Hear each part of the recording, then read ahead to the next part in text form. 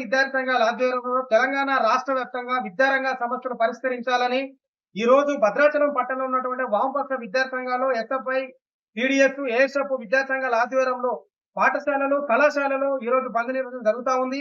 ఇందులో భాగంగా ఈ రోజు తెలంగాణ రాష్ట్రంలో కాంగ్రెస్ పార్టీ అధికారంలోకి 18 నెలలు కావస్తా ఉంది. ఇంతవరకు కూడా విద్యాశాఖ మంత్రిని నియమించినటువంటి ఒక అసమర్థత సీఎం కనబడతా ఉంది. కనీసం ఒక రాష్ట్రం బాగుపడాలంటే విద్యా వ్యవస్థని ఖచ్చితంగా దాన్ని గాడిలో పెట్టాల్సినటువంటి ఈ నేపథ్యంలో విద్యాశాఖ మంత్రిని కూడా నియమించలేదు.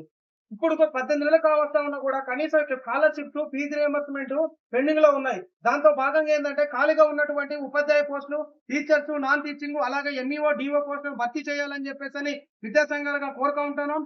అలాగే గురుకులాలకు సొంత భవనాలు కల్పించాలని, పాఠశాలలో, కళాశాలలో, హాస్టల్లో ఉన్నటువంటి మౌలిక సదుపాయాలు ఏర్పాటు చేయాలని, దాంతో పాటు ప్రైవేట్ స్కూల్లో పనిచేసేటువంటి అధ్యాపక బృందాన్ని అందరికీ కూడా వాళ్ళకి ఒక ఉద్యోగ భద్రత కల్పించాలని చెప్పేసి వామపక్ష విద్యా సంఘాలుగా మేము డిమాండ్ చేస్తా ఉన్నాము.